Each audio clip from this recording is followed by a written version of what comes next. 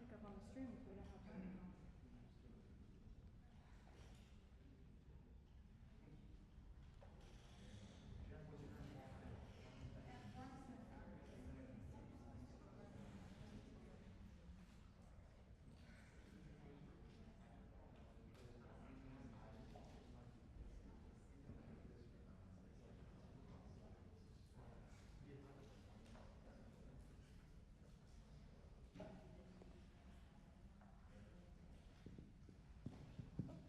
There we go.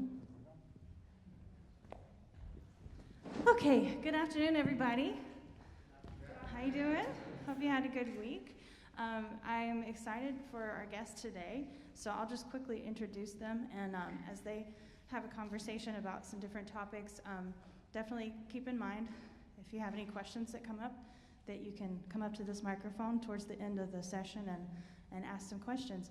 So let me introduce to you your Dean, Dr. Harding, and our guest, Eric Duncan.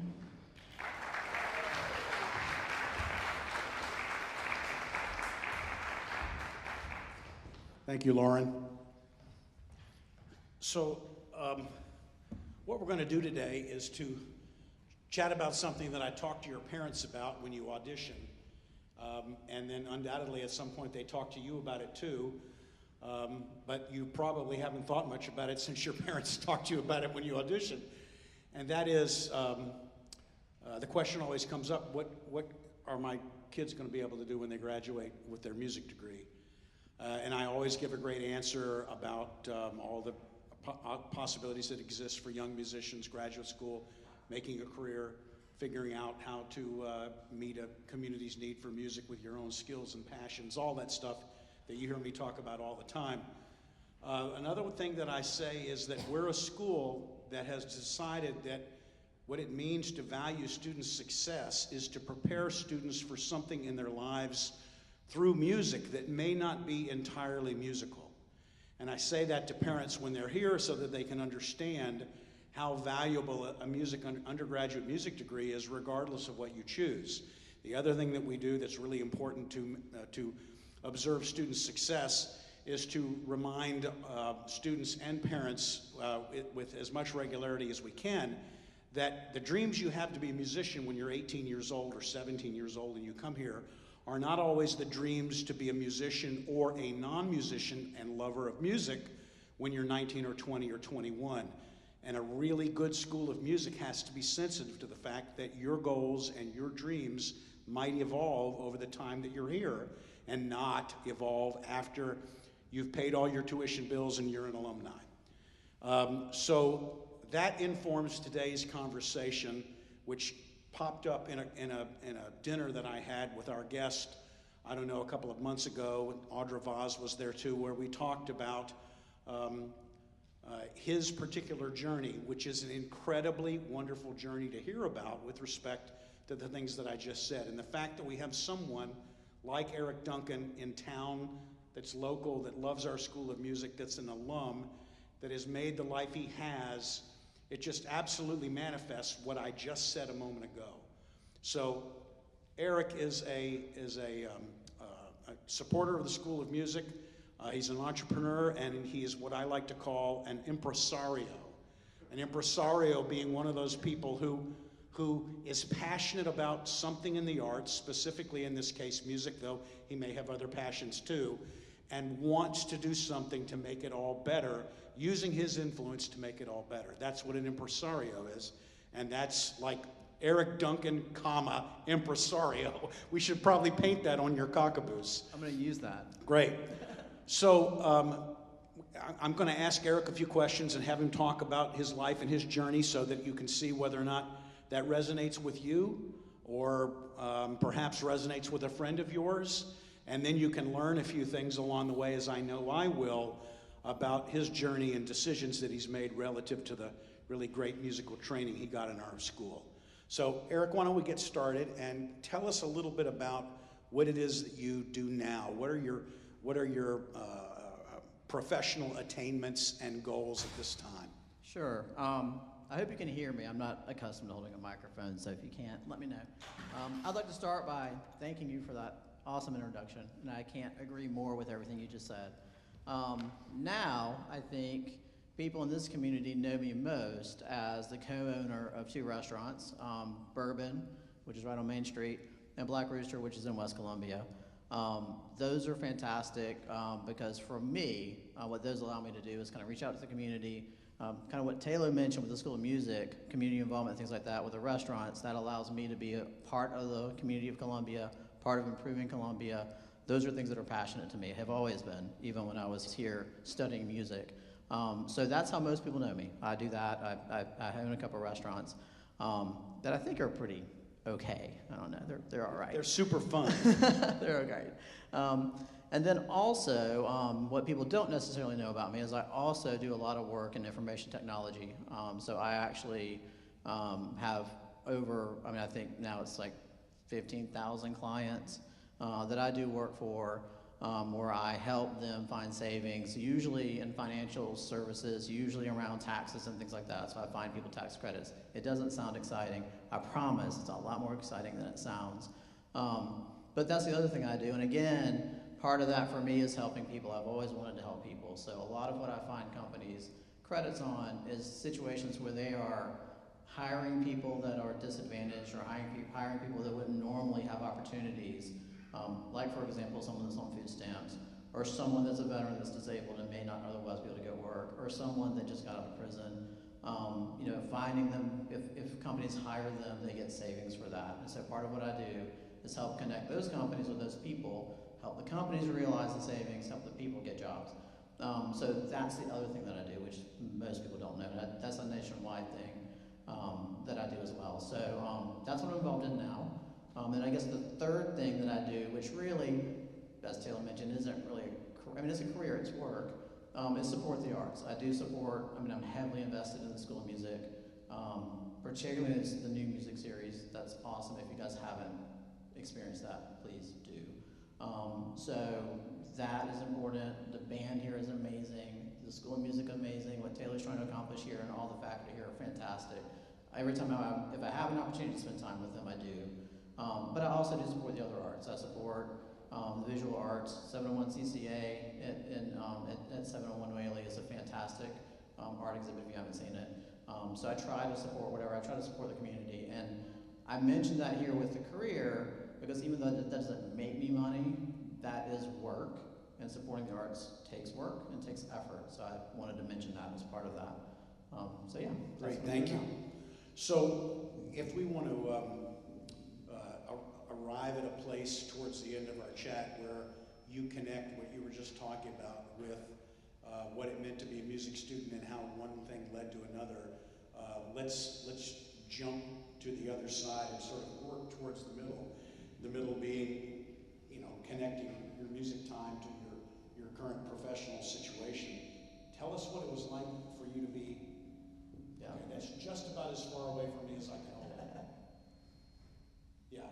Tell us what it was like for you when you were a music student.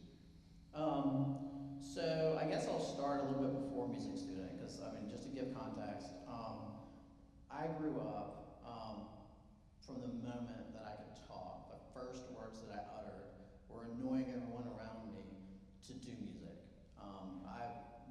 I grew up going to the Episcopal Church. We had an adult choir. I thought I just wanted to sing in the choir. I was 4. I drove everybody crazy. No one would ever. So, I kept bugging people until they let me join the adult choir at 4 years old. Right? They gave me piano lessons at 4. I tried to teach myself how to play guitar at 4. Wasn't that great at it, but whatever. I tried to do it. I've always wanted to do music. I actually learned to read music before I learned to read normally. So music has always been part of what I wanted to do. And so it was a natural evolution for me to get a major in music. I didn't really think about what my career was going to be. I had always done music. I didn't think that way at that age. My parents were highly concerned about it. They were worried about my degree. They were concerned that, I would come out unable to do anything. They were totally wrong. But that kind of leads up to the actual degree itself. I'll say my time here at the School of Music, it was in the early 90s. I loved every second of that degree. I had no idea, and we'll talk about this a little bit more as we go, I had no idea at the time the extremely valuable skills I was learning. I wasn't thinking about that at all. I was just having fun, making music,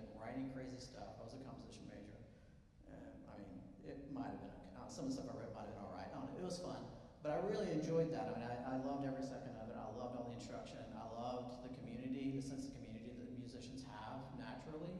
The idea always of working together to build things that are bigger. This idea of, you know, if you're in an ensemble, you're working together, but you also have opportunities to do solo stuff and stuff like that. So yeah, that was my experience here. I loved every second of it. I thought it was fantastic.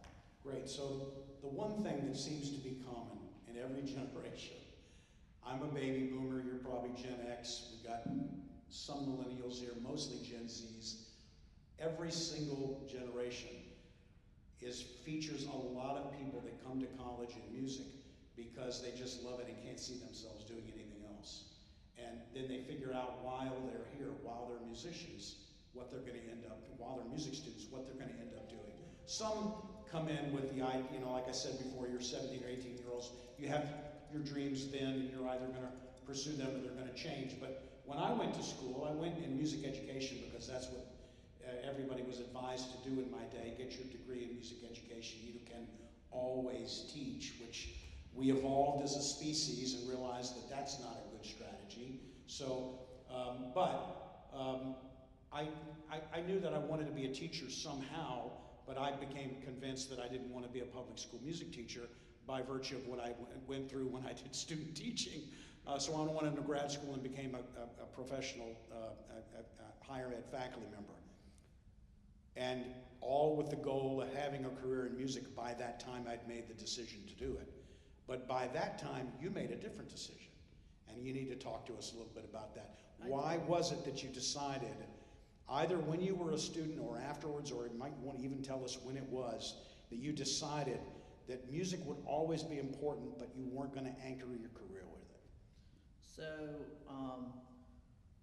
that decision happened over time, but the proximate cause of that decision, the first moment where I really actively took a step towards not doing music and going down the path I'm on now, was after I got my undergraduate degree, when I was applying to get my master's degree, in that process. And really, during that process, I was thinking through what I wanted to do, how I wanted my career to evolve, and what I wanted to be involved in. And one thing that I guess I should have mentioned before, that I had the opportunity to do while I was here in school as an undergraduate, was I had an opportunity to spend a year abroad in France, which for me was transitional, it was transformational. It was a fantastic experience. And one of the things there that struck me that I hadn't really experienced here, I guess it exists here, I know it does now, but at the time I just hadn't experienced, was when you're in France, when you're in other countries, there's always this sense of community wherever you are. People there, partially because the country is so small, or everywhere in Europe's this way, partially because we're so small, but for other reasons as well, people there really spend a lot of time and energy focusing on their community and making their community better. So while in my mind, up through my undergraduate years, I always had this big crazy idea like I was going to go off, get a music degree, be a famous composer, and change the world and be in history books, right? I noticed there that people were really focused on making their neighbors better, making the community better. You know, some of the most impressive musical experiences I had while I was there were people with no musical ability, just getting together, playing whatever instruments they have had for generations in their house, kind of crappily in many cases, but still it was awesome, it was legitimate, it was a real thing. And so that struck me. And so in that year, after I got back, when I graduated, when I was applying for graduate schools and stuff like that, my intent was to take a brief time off from music and kind of focus on community, focus on kind of, I love Columbia, I always have. I mean, ever since I moved here, a lot of people don't like this city, but I love this city for a lot of really valid reasons. I think it's a great, it's not a New York, no, it's not like a Nashville, but there's a lot of awesome stuff happening here. And so even then, I love Columbia, and I thought, what happens if I just spend some years trying to figure out what I can build here, right? Before I take the next step of getting a master's degree, before I just continue blindly down this path, what happens if I do that? And that was the first move that really took me to the place where I ended up obviously never going back to get the master's degree, right? Did you feel like you were taking a risk? Absolutely. It was terrifying. It was terrifying. And but I'll tell you what I know now that I didn't know then. And I think this kind of starts to tie back into the skills that I got here as a music major that have helped me throughout my career. That to me is really the first part of that, because I was terrified. But I also, through self-reflection and self-assessment, I also had a pretty clear sense of what I wanted to do, like with my life and the kind of life I wanted to have, like things I wanted to help people. I wanted to be involved in the community and everything else. I knew I wanted to do that. But I also was realistic enough to have the self-assessment to know, how good was I actually as a composer compared to my peers and things like that. I love music. I love it. I wish I were an awesome composer. But at that time, in that self-assessment, I wasn't really sure I was ready for that. I felt like I needed some more experience. And so, to me, of all the things that I learned through music, both here and just growing up with music, was this ability to self-assess. I think that is a cornerstone to any successful career. And really, it's something that music, whether you're taking it formally or not, if you're practicing music, playing an instrument, and doing it, just the involvement in music, that is something that music gives you that you may not realize, right? You can't hide from yourself in a practice room, right? If you're practicing and you have a goal and you want to play it great, you know exactly where you are. There's no hiding from that. You know what you have to do to get to where you want to be, and there's certainly no hiding when you're auditioning or when you're on a stage performing for other people. That's not necessarily true in other disciplines, right? And for me, having done that my whole life, like I said, I didn't know it at the time, I know it now. At that age, my ability to self-assess and know what I wanted to do and kind of where I realistically was probably more, I had a better sense of that than I realized, if that makes sense. Right. So this is a little unscripted. No, I don't care. So where I'm going now is a little unscripted, and that is that you, Eric, you arrived at a spot in your life and your growth and your making professional decisions based upon your skill set, and performed this profound sense of self-assessment that you learned both consciously and intentionally and intuitively by being a music student. And what you decided at that moment when you self-assessed is that I want to make a difference in the community. I want to use the skills I have, some music, some not music, to make a difference in my community and see what happens and where that takes me. And we'll talk about where it took you in just a second. I just feel compelled to say, as you were saying that, I was thinking about my own development. There was a time I had a wife and 2 children, and I had been in music and higher ed for about 4 years, and I realized only then, and I was about, 30 at the time maybe, I realized when I was 30 that I was never going to be Aaron Copland, that I was never going to write music like the greatest music that I loved. And until I was about 30, that was my goal. I wanted to write music like the greatest music that I loved. And I thought I could do it, and I really loved what I wrote. But it was clear, even from not only by listening to audiences and critics, but from my own self-assessment, that was not a reality for me. So when I was about 30 years old, I went through a little bit of a crisis, and I stopped writing for a while. Because why bother if you're not going to be the best, That was my mindset. And I met a musician. I was living in Wisconsin at the time, 30 years old. This is my self-assessment moment.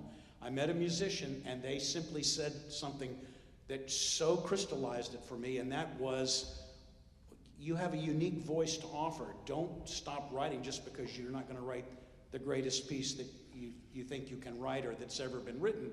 Write because the world needs your music in it.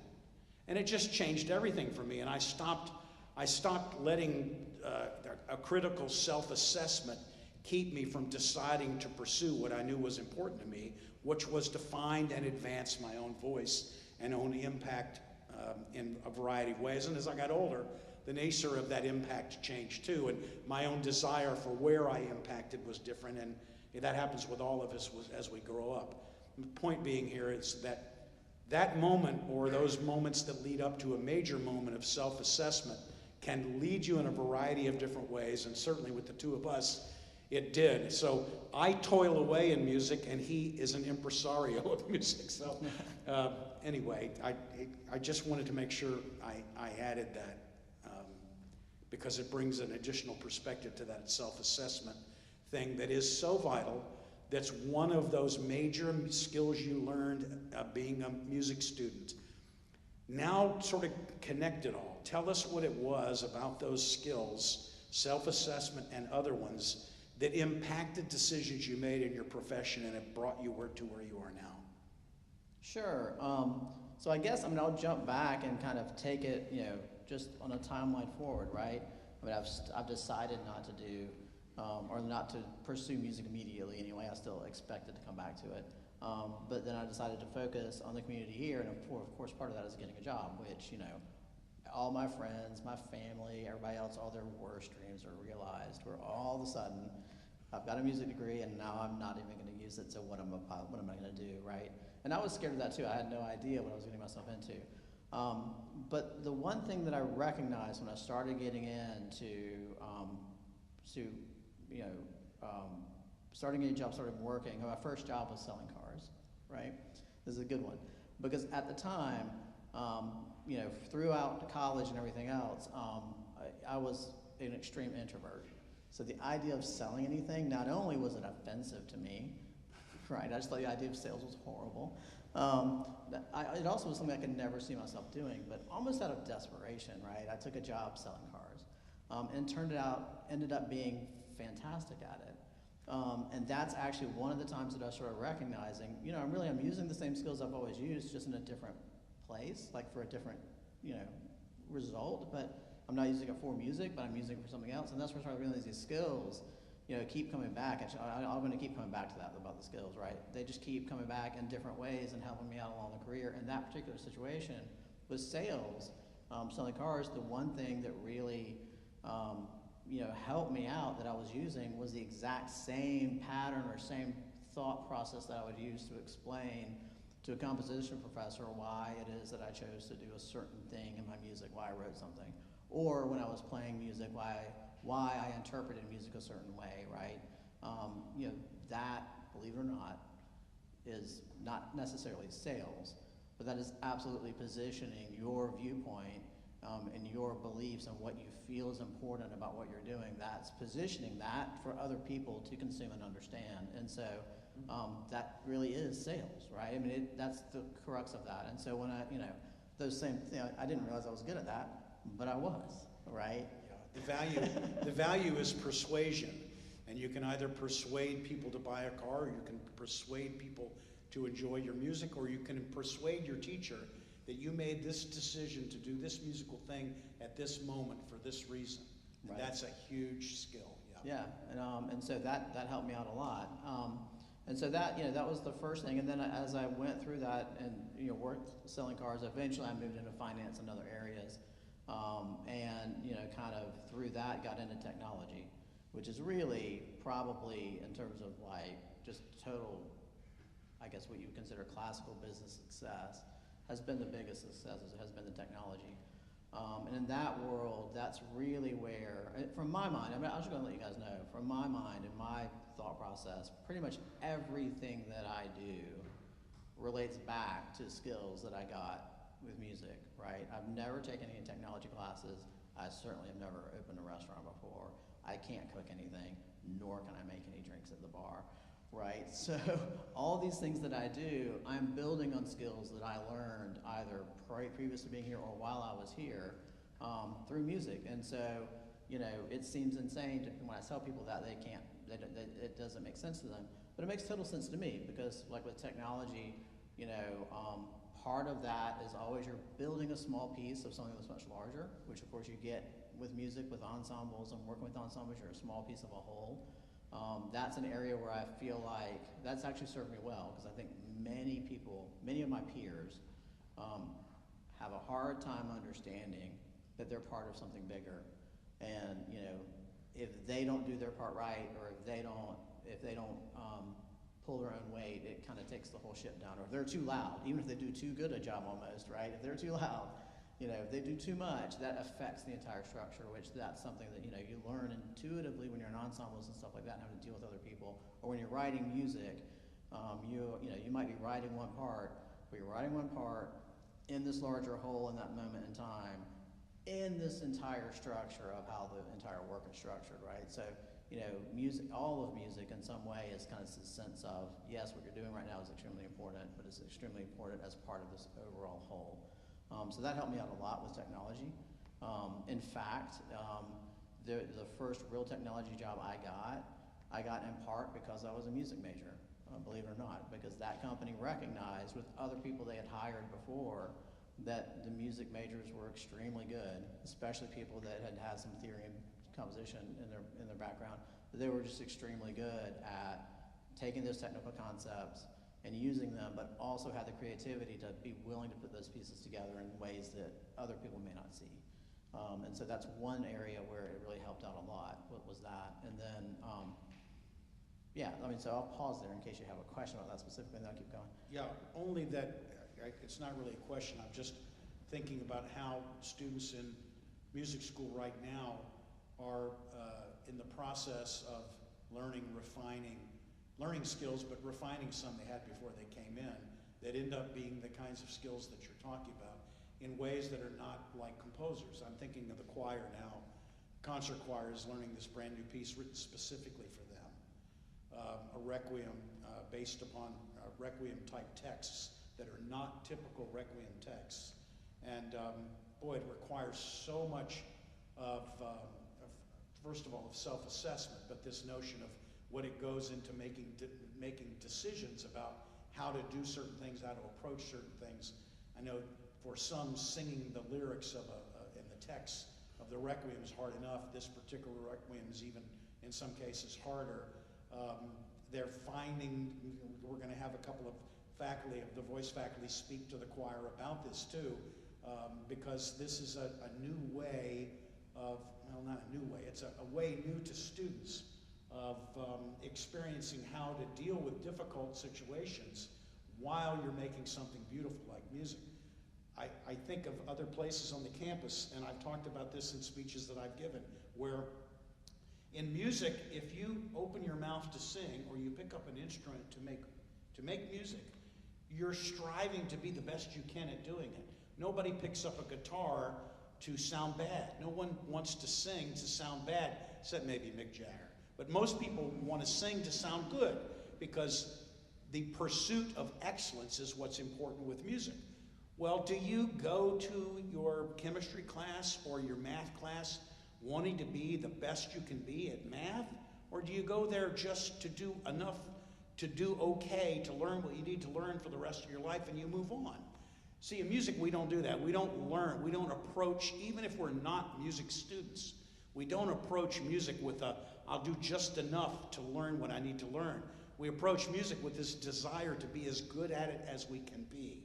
And I think part of that is because of this issue that you just brought up, Eric, about decision making and about understanding the ramifications of going one direction rather than another direction, and how all that, of course, feeds back into the concept of self-assessment. So just a chance to take what you've said and make it sort of applicable to today's music students. And when I mean today, I mean February 25th, 2022 today. Yeah. Absolutely. Yeah, and pursuant to that, kind of tying back to what you said, and kind of also, I guess, closing the loop of what I've been saying. You know, the other part of this, and I think the other, you know, second most important skill behind self-assessment that's really helped me out is this kind of abstract notion that dedication and hard work, you know, will take you far even if you can't see the immediate result. And you mentioning everybody that you pick up an instrument, you know, everybody that picks up the guitar wants to be able to play guitar great. You want to do the best you can. You know, musicians, always, all of you, I mean, you all had to start somewhere and you all have to practice every day to improve and everything else, right? It's not usually, unless you're like a prodigy or something like that, it's not given to you. You have to work for it. And so that idea of that perseverance, that dedication to practice, the economy of work that you learn while you're practicing, you know, as you get better at your instrument and you get really difficult pieces of music, like the one the concert choir is working on, it's probably not super economical in terms of time to start and always start practicing the piece at the beginning, right? You probably scan the music. For you, you realize what parts can be difficult for you. You focus on those. You work on those skills you need to solve that problem. Then you go back and, you know, work on the whole piece and everything else. those are skills that, I mean, we take for granted as musicians, right? This is something you do as you learn to practice, and the fact you have to practice, and the fact that as you practice you get better, that becomes second nature, and it becomes something you take for granted.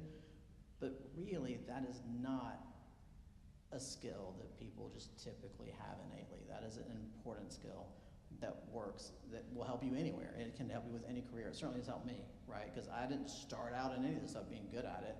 I started out being pretty terrible at it, but it continued to work, and get better with this abstract. I mean, I just assumed I would get better because I always did when I practiced music. And so I assumed whatever I did would be great eventually because I worked at it hard enough, and there you go, it worked. Yeah, see, let's close the loop with this, and then we'll open it for questions. You've arrived at a beautiful place here, which is that because of what you learned as a music student, you had the confidence to know that if you really dedicated yourself to something, even if it wasn't music, you were going to be successful at it, or at least fulfilled by it. That is an incredibly important lesson for people who love music to hear, because if you're studying music, you're learning the skills that will allow you to be happy doing all sorts of things that are not music. Isn't that great? I'm not going to throw barbs at other disciplines on the campus, but when we say music is unique in that way, it really is unique in that way. Great. Absolutely, absolutely. I mean, music's about time, right? Obviously, it's this abstract thing. We make sound, that people listen to through time. And so, I don't remember where I was going with that. I'm sorry. You lost track of the time. I did. Yeah. Well, I'm not going to lose. Whatever it was, whatever. I don't want to lose track of the time with respect to opening it up for you to ask questions of Eric Duncan. Take a moment and think about questions you might want to ask.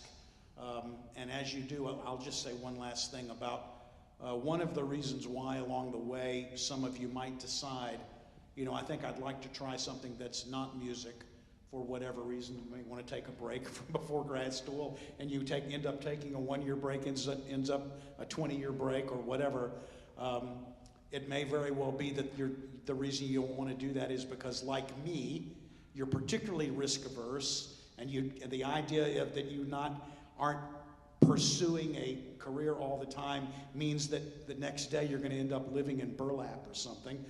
That was me, and of course I got married and had children young too, so I had additional motivation to want to not take a risk. But if you feel like your general personality is to be risk averse, then ask some questions about that, because that's one of the things that I want to learn the most from this guy. So anyway, the mic is open for anyone that might want to ask a question.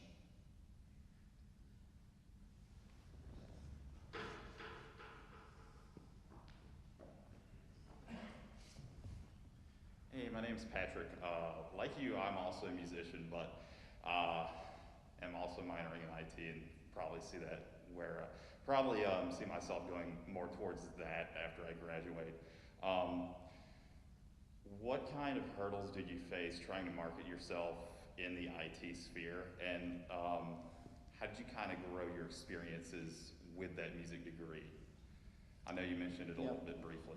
That's a great question. I think early on, and really the only way I was able to get past this was with actual results. But the biggest hurdle that I faced in the IT world with the musical background really is I tend to come up with different solutions to problems than everybody else does, right? And so when you're in a room of people and you've got 10 people that all are computer science majors that took the same classes and everything else that don't really necessarily have that creative mindset, which I'm not saying that's bad.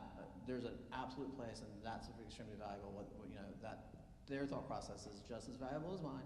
But when you have 10 people thinking about doing it one way and one person saying, no, I don't know, maybe we could do this other cool thing over here, right? That was the biggest hurdle, was getting my voice heard. When I was coming at the problem from a completely different direction, which, by the way, I will tell you, although it may not feel that way when your peers are pushing back, that unique perspective is extremely valued by businesses. No one wants a company full of people that all think exactly the same way, right? Businesses love that creative mindset. The trick there, and for me, again, it's just the work and the effort and the discipline is just to continue pushing at it, work through that. own your creative idea, take a risk, do it, and sometimes you'll fail, but sometimes you'll succeed, right? And people don't remember failures; they remember success. People say the opposite, but that's not true. So, yeah. Thank you. Absolutely. Anybody else? The interesting thing about behaving creatively is that it can be learned. So if you think that you're not creative, and a lot of people believe, even musicians, that they're not creative, maybe you aren't as creative as you can be, but creativity can be learned. Doing what Eric just described, which is to see a problem and to imagine a solution to that problem that's different than not only whatever other people are thinking, but that is different than what would appear to be at first obvious, is a skill that can be learned. And it's an incredibly valuable skill in the world, even as musicians and certainly as non-musicians. I mean, I will make one comment. So you mentioned, something about students that feel like they may be more risk averse. You have questions, ask them now and everything. I will say this. I felt like I was risk averse when I was in school. In retrospect, I know that's not the case.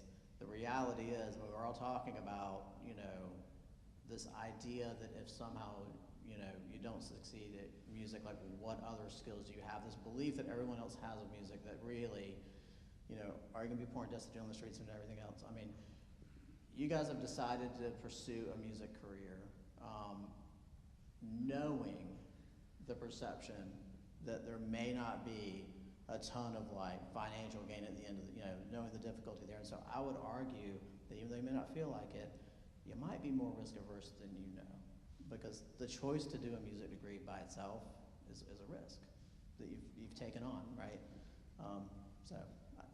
It's an interesting way of looking at that.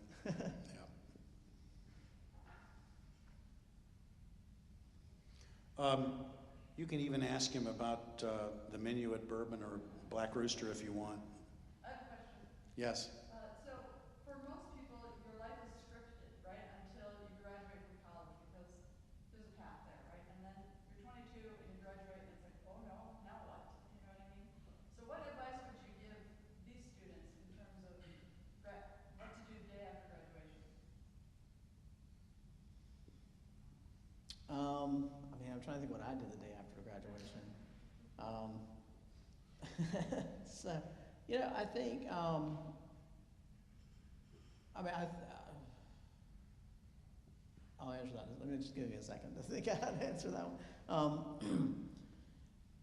I really do think, and again, I feel like you all have the skills to do this with your, with what I was talking about, as you're performing, you are training yourselves now to be expressive and express how you feel through your music, whether you're writing it, whether you're playing it, whatever your involvement with music is, there's an expressive part of that. And so what I would tell you, I wouldn't tell this to another audience necessarily, because I don't know that they necessarily would have the same set of skills that you have. What I would tell you is to really, follow your bliss. That sounds absurd to say, right? But really follow that thing that you really feel like is what you need to be doing. Follow that and use the skills that you've learned to set up another series of practicing until you get there, or setting goals until you get there, and using those skills you have learned in music to get there, whether it's music related or not, right? Just to kind of really set that idea of what you want to do, and follow that, right? And not be scared of it, and jump, both feet in, right? Yeah.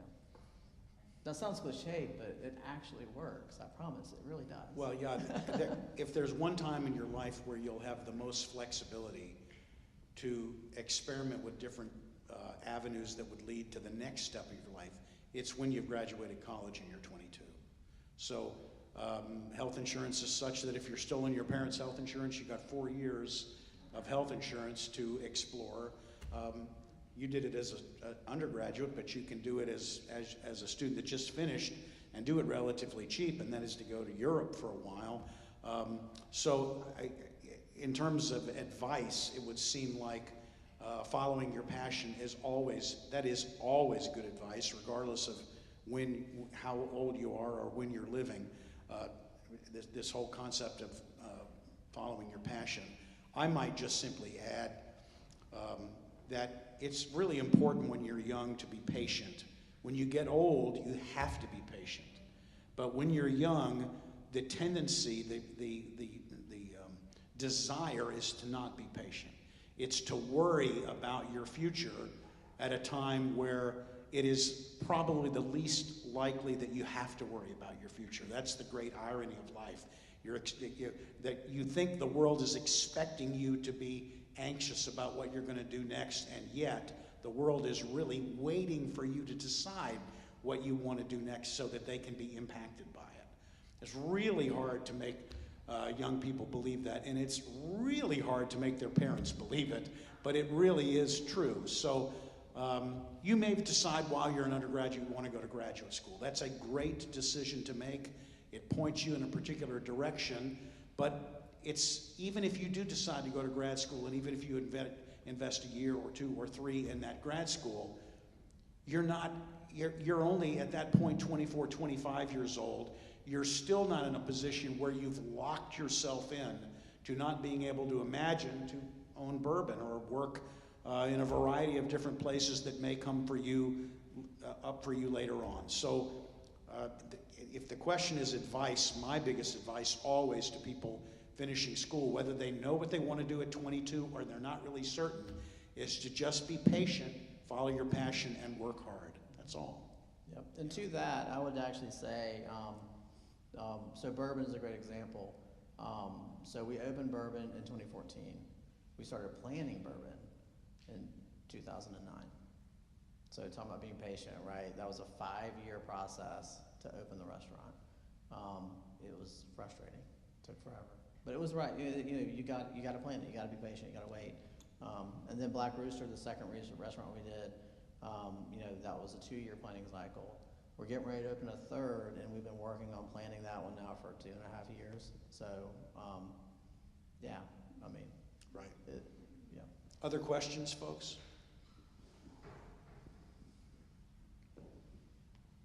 Hi, I'm Angeline Gaglione. I'm in the food studio here. I just wanted to ask, what's one thing that you wish that you didn't know, that you wish you knew maybe in your undergrad about music or life or anything? So I guess one thing that I wish that I knew, I spent my entire undergraduate career focusing so much on my studies and not focusing anywhere near as much on the people around me and friendships and community. And so to me, socialism, being social, hanging out with people, having friends, spending time, that is highly important. I wish I had known to spend more time with my friends, hanging out and having fun. That's really what I wish I knew, right?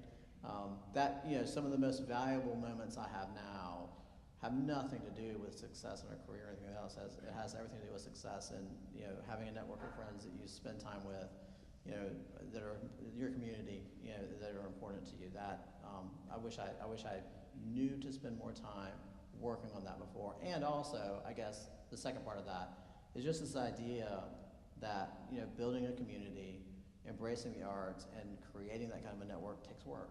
Everybody assumes it's just something that happens to you, but it's not. It takes effort, it takes work, and it's important. Thank you. I agree. Absolutely. One of the real great things about having somebody like Eric around is that you can come into seminar, recital class, convocation here, and hear all sorts of people who have careers that are not in music talk about how great they are and how they got there and all that. It's something different to have a chance to hear someone who's achieved things in life and is making a difference in the community where they live, who attribute that success in large part to the education they got that's very similar to the one you're getting right now. And when we were speaking that night in a restaurant that was not bourbon, and he mentioned his background to me, that bells went off, that I really wanted our undergraduate students and those that are watching this through live stream to hear that, to hear a successful individual impacting their community in a positive way, doing it in ways that are not particularly musical, but attributing a large part of their success to their musical education. It just is a great, great story, and Eric, we're really glad Absolutely. that you told it. I think if I remember correctly, I think the exact comment that I made was, had I gotten a major in computer science, I don't believe I would be anywhere near as successful as I am now. Wow. That was the comment that I made. Well, I forgot that, but that's even more, well, that's equally as poignant, right? Yeah. So any more questions?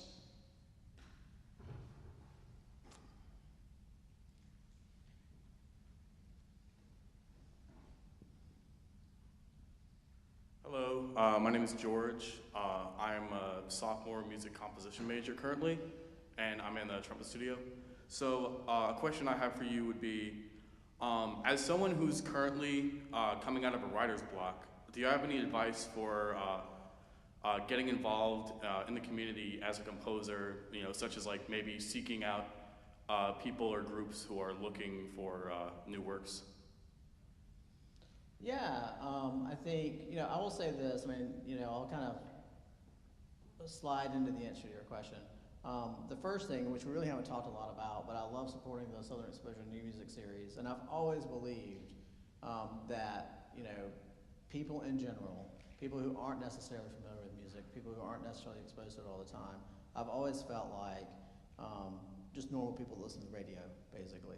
I've always felt like they would really appreciate the new music and things like that if they were just exposed to it, right? And so I think if I were you and experiencing a writer block, what I would probably do, or one way to approach it, I guess, to me it'd be interesting. I'd love to hear some of your stuff, right? You're in writer's block now, but I'd love to hear some of the stuff you already wrote, and I'd love to just experience that, and I'd love for other people to be able to experience that. So, perhaps maybe this would work, but perhaps getting other people to hear your stuff that you've already done, getting people to hear what you've done, getting their feedback and seeing their reaction. For me, that's always opened up avenues, right? That's always opened up avenues.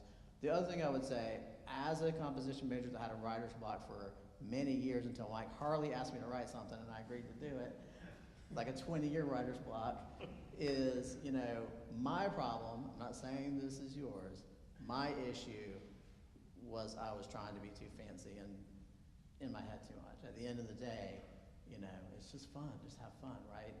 Everything doesn't have to be the most impressive thing ever written, right? And my problem was I was always trying to say something. Every time I was always trying to say something really deep and important. And now I care less about that, and I just want to write music, and it's a lot easier to write. And I think that what I wrote is probably better than what I wrote then, by accident, somehow. I don't know. It's fun, right? It was a fun piece. Yeah. So. And they got to drink bourbon. That's right. That's right. Yeah. So yeah, I don't know if that's helpful or not, but that'd be my advice. Thank you. Absolutely. Appreciate that. George, I might also suggest that when you go to recitals and you attend recitals and you hear individuals or maybe small groups play and you like what you heard, if you go up to the musicians of a small group after they've played, especially if they're students and they're your peers, and you tell them you'd really like to write something for them, they're going to be honored that you said that. They're not going to think, oh, that's just somebody else wants to write music for us. That doesn't happen. They're going to be honored that you asked, and they're going to find a way to work with you. Now, that's great, and it's an opportunity. Does it overcome your writer's block? Well, maybe not. Writer's block, I don't know about you or any of the other composers in here, but what always got me through writer's block was just more listening. Listen, listen, listen. Go listen to things you've never heard before. Go listen to those things that you haven't listened to in a long time that you loved. That always helped me. Thank you. Yep. Time for one last question. Anybody?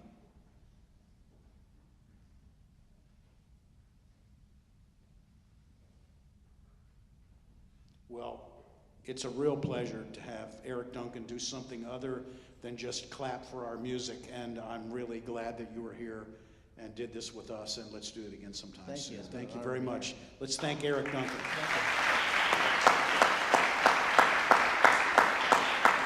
Thank you.